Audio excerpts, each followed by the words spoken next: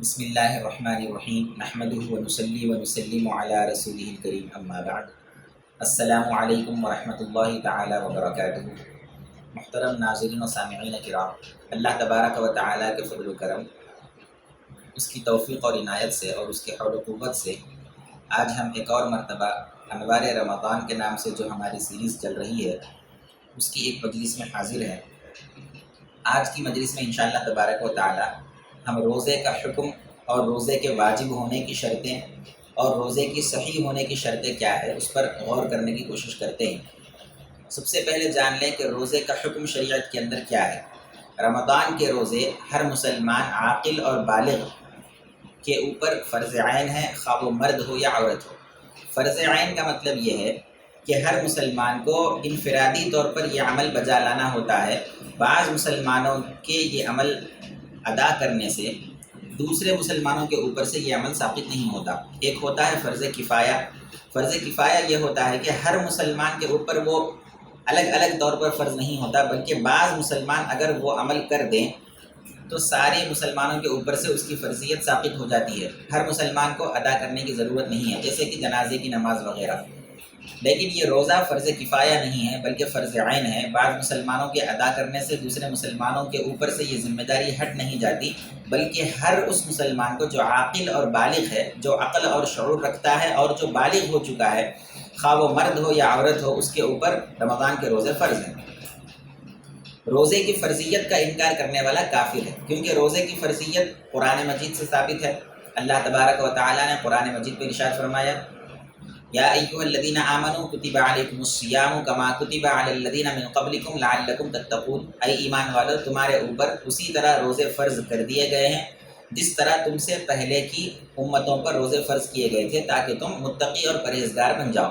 تو روزے کی فرضیت قرآن مجید سے ثابت ہے، لہٰذا روزے کے فرض ہونے کا انکار کرنا گویا قرآن مجید کا انکار کرنا ہے، اور قرآن مجید کا انکار کرنا یہ بندے کو کافر بنا دیتا ہے۔ روزے کا بلا عذر ترک کرنے والا سخت گنہگار اور فاسق ہے، یعنی کوئی عذر، شرعی عذر، ایسا نہیں کہ ہم نے اپنی طرف سے کوئی عذر بنا لیا، اپنی طرف سے ہم نے کوئی ایکسکیوز بنا لیا اور کہا کہ مجھے یہ بیماری ہے اسی لیے میں روزہ نہیں رکھ سکتا، مجھے یہ کام ہے اسی لیے روزہ نہیں رکھ سکتا، زیادہ گرمی ہے لہٰذا اس عذر کی وجہ سے میں روزہ نہیں رکھ سکتا، زیادہ دیر تک میں بھوک اور پیاس برداشت نہیں کر سکتا اسی لیے میں روزہ نہیں رکھ سکتا، مجھے ہارڈ ورک کرنا ہوتا ہے، دھوپ میں محنت کرنا ہوتا ہے لہٰذا میں روزہ نہیں رکھ سکتا۔ تو یہ ایکسکیوزز جو ہم نے اپنی طرف سے بنا لیے ہیں، اپنے آپ کو روزے سے بچانے کے لیے جو ہم نے عذر بنا لیا ہے، وہ عذر نہیں، بلکہ شریعت جس کو واقعتاً عذر تسلیم کرتی ہے، ایسے کسی شرعی عذر کے بغیر اگر کوئی مسلمان مرد یا عورت روزے کو جان بوجھ کر ترک کر دیتا ہے یا کر دیتی ہے تو وہ سخت گنہگار ہوگا، اور سخت گنہگار ہونے کے ساتھ ساتھ وہ اس کا جو روزہ چھوٹ گیا ہے وہ بعد میں اس کو رکھنا بھی ہوتا ہے۔ ایسا نہیں کہ روزہ چھوٹ گیا بس صرف اس کا گناہ ملے گا، نہیں، بلکہ وہ ذمے سے ساقط نہیں ہوتا،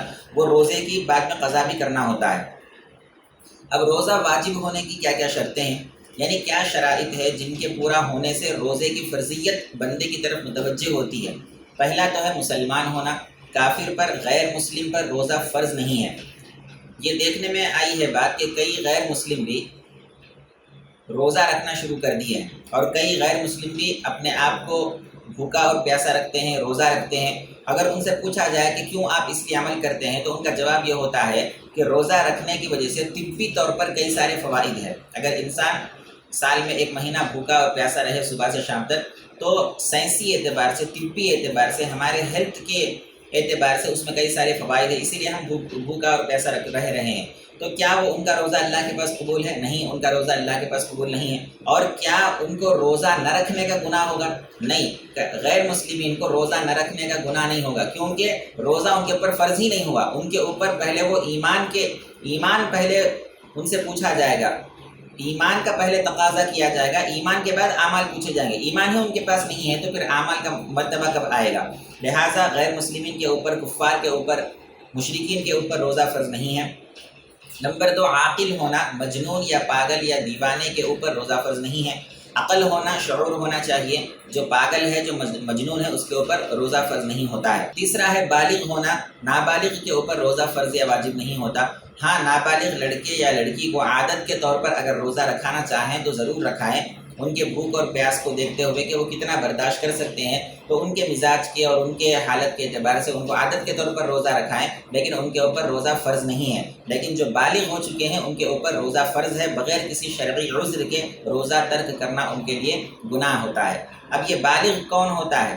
یہ بھی ہمارے پاس ایک اس کا غلط تصور ہے۔ ہم سمجھتے ہیں کہ لڑکا اگر 18 سال کو پہنچ جائے تو وہ بالغ ہو جائے گا، اس سے پہلے نابالغ کہلائے گا۔ لڑکی بھی اگر 18 سال کی ہو جائے تو بالغ کہلائے گی، اس سے پہلے نابالغ ہوگی۔ یہ غلط تصور ہے، اسلام کا یہ تصور نہیں۔ اسلام کیا کہتا ہے؟ لڑکے کو اگر خواب میں نیند کے حالت میں احتلام ہو جائے تو اب اس کا شمار بالغ لوگوں میں ہو جائے گا، خواہ اس کی عمر کوئی بھی ہو، 11 سال ہو، 12 سال ہو، 13 سال ہو۔ عموماً یہ 12 سال کے بعد کبھی بھی ہو سکتا ہے۔ 12 اور 15 سال کے اندر لڑکا بالغ ہو جاتا ہے، اور لڑکی بھی 11 سال کے بعد کبھی بھی بالغ ہو سکتی ہے۔ اور لڑکی کی بلوغت کی نشانی کیا ہے کہ اس کو ماہواری جو خون آنا ہوتا ہے وہ آنا شروع ہو جائے۔ تو جیسے ہی یہ ہوگا، خواہ وہ 11 سال ہو، 12 سال ہو، 13 سال ہو، تو وہ بالغ ہی سمجھی جائے گی، اور اس کے اوپر ویسے ہی شرعی احکام لاگو ہوں گے جیسے کہ بڑے لوگوں کے اوپر لاگو ہوتے ہیں۔ تو یہ غلط تصور ہمارا ہے کہ 18 سال کے بعد بالغ ہوں گے، ایسا نہیں ہے، بلکہ یہ علامتیں ظاہر ہونا شروع ہو جائیں گی تو خود بخود ان کا شمار بڑے لوگوں میں ہو جائے گا، خواہ ان کی عمر کوئی بھی ہو۔ اور روزے کی صحیح ہونے کی کیا کیا شرطیں ہیں؟ روزے کی صحیح ہونے کی شرطیں یہ ہے کہ عورت کا حیض اور نفاس سے خالی ہونا چاہیے۔ ماہواری جو اس کو حالت پیش آتی ہے ناپاکی والی، وہ اس سے خالی رہے، یعنی پاکی کے ایام میں رہے۔ ناپاکی کے جتنے ایام ہوتے ہیں اتنے روزے وہ چھوڑے، اور رمضان گزر جانے کے بعد ان روزوں کی قضا کرے۔ ناپاکی کے ایام میں جو نمازیں چھوٹ جاتی ہے ان نمازوں کی قضا نہیں ہے، وہ نمازیں کلیتاً معاف ہیں، لیکن جو روزے چھوٹ جاتے ہیں وہ معاف نہیں ہیں، بلکہ وہ بعد میں رمضان گزر جانے کے بعد کاؤنٹ کر کے، حساب کر کے اتنے روزوں کی قضا کرنا ضروری ہوتا ہے۔ اور نفاس والی جو عورتیں ہیں، یعنی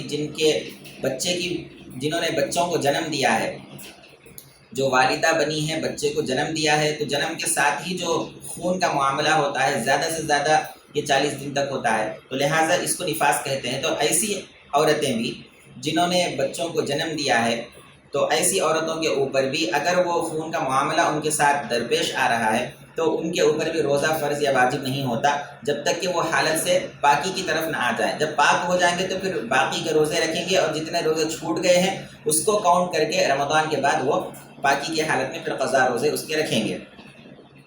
اسی طرح نیت کرنا یہ روزے کے صحیح ہونے کی شرط ہے۔ اب نیت کا معنی کیا ہے؟ دل کے ارادے کو نیت کہتے ہیں۔ بغیر ایسے ہی ارادے کے بس صبح سے شام تک بھوکا پیاسا رہا تو اس کو روزے کا اجر و ثواب نہیں ملے گا۔ تو دل کے ارادے کو نیت کہتے ہیں۔ ضروری نہیں کہ زبان سے نیت ادا کی جائے۔ کئی لوگ سمجھتے ہیں کہ میں سحری تو کر لیا لیکن زبان سے دعا پڑھنا بھول گیا، زبان سے نیت کرنا بھول گیا، تو میرا روزہ ہوا یا نہیں ہوا؟ تو یاد رکھیے، زبان سے نیت ادا کرنا، دعا کا پڑھنا، یہ فرض یا واجب یا ضروری نہیں بلکہ مستحب ہے۔ بہتر ہے کہ آپ زبان سے بھی نیت پڑھ لیں، ادا کر لیں، لیکن اگر نہیں تو سحری کھانا خود نیت کے برابر ہے۔ آپ صبح کیوں اٹھے؟ فجر سے پہلے آپ اٹھے اور آپ کھانا تناول کر رہے ہیں۔ عام حالت میں وہ ٹائم پہ کھانا نہیں کھایا جاتا۔ جب عام حالت میں وہ ٹائم پہ کھانا نہیں کھایا جاتا، بالخصوص ماہ رمضان میں آپ صبح اٹھ کے کھانا کھا رہے ہیں، کس لیے کھا رہے ہیں؟ اسی لیے کھا رہے ہیں نا کہ مجھے روزہ رکھنا ہے۔ سحری کر ہی اس لیے رہے ہیں کہ روزے کی نیت، روزے کا ارادہ آپ کا دل میں ہے، تو سحری کھانا خود روزے کی نیت ہے، روزے کی نیت کے قائم مقام ہے۔ تو الگ سے پھر نیت کرنا فرض یا واجب نہیں، یا اگر کوئی نیت نہ کرے تو یہ نہ سمجھے کہ میں صرف کھانا کھایا تھا، روزے کی نیت نہیں کیا تو شاید میرا روزہ ہے یا نہیں ہے، ایسا نہیں سمجھنا چاہیے، بلکہ سحر خود اپنے آپ میں ایک نیت ہے۔ بہتر ہے کہ پھر زبان سے بھی نیت ادا کر لی جائے، اور مستحب یہ ہے کہ کل کے آنے والے روزے کی نیت آج رات سے ہی کر لی جائے، یعنی رات میں ہی عشاء کے بعد کل کے روزے کی نیت کر لی جائے، اور یہ کہا جائے نویت ان اصوم غدا للہ تعالی من صوم رمضان، میں اللہ عز و جل کے لیے، اللہ کی رضا کے لیے ماہ رمضان کے روزوں میں سے کل کے روزے کی نیت کرتا ہوں۔ تو رات سے ہی اگلے دن کے روزے کی نیت کر لینا زیادہ بہتر ہے، لیکن یہ ضروری نہیں، اگر کوئی سحر کے وقت بھی نیت کرتا ہے تب بھی چل جائے گا، فجر کے وقت بھی اگر کوئی نیت کر لے تب بھی چل جائے گا، اور حتیٰ کہ اگر کوئی نصف نہار شرعی سے پہلے اگر وہ صبح سے بھوکا اور پیاسا تھا اور ایک چیز بھی اس نے ایسا ایک عمل بھی اس کا ایسا سرزد نہیں ہوا جس سے روزہ ٹوٹ جاتا ہو، اور اگر آدھا دن گزرنے سے پہلے وہ نیت کر لے کہ میں صبح سے شام تک ویسے بھی بھوکا اور پیاسا ہی رہا ہوں اور کوئی عمل ایسا نہیں کیا جس سے روزہ ٹوٹ جاتا ہے، لہٰذا میں اب روزہ رکھ لوں گا، تو وہ آدھے دن سے پہلے بھی اگر نیت کر لے تب بھی اس کی نیت معتبر ہے اور اس کا روزہ ہو جائے گا۔ اب یہ آدھے دن سے مراد عرفی دن نہیں ہے، شرعی دن مراد ہے۔ اب یہ عرفی دن اور شرعی دن کیا ہے؟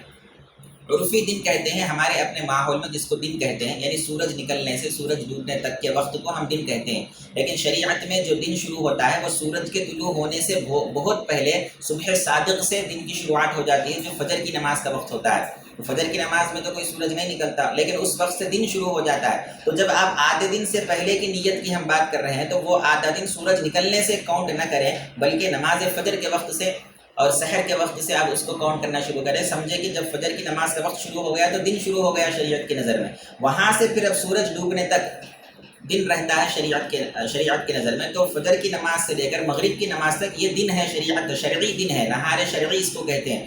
اس کا آدھا حصہ آپ نکال لیں، اور اس آدھے حصے سے پہلے اگر کوئی بندہ روزے کی نیت کر لیتا ہے تو اس کی نیت ہو جائے گی، بشرطے کہ وہ پھر صبح سے لے کر جب تک نیت کر رہا ہے اس وقت تک وہ کھایا پیا نہ ہو، ازدواجی تعلقات اس سے دور رہا ہو، اور ہر وہ چیز سے دور رہا ہو جس سے روزہ ٹوٹ جاتا ہے۔ تو یہ نیت کے بارے میں چند باتیں تھیں، اور روزے کے واجب ہونے کی شرطیں، روزے کی صحیح ہونے کی شرطیں تھیں، اور روزے کا حکم تھا۔ اللہ سے دعا ہے کہ اللہ تبارک و تعالی ہمارے روزوں کو اپنے حبیب مکرم علیہ الصلاۃ والسلام کے طفیل میں قبول فرمائے، اور جتنے روزے باقی ہیں اللہ اس میں ہم کو صحت و سلامتی کے ساتھ، عافیت کے ساتھ، ایمان اور احتساب کے ساتھ روزہ رکھنے کی توفیق عطا فرمائے۔ وما علینا الا البلاغ۔ السلام علیکم ورحمۃ اللہ وبرکاتہ۔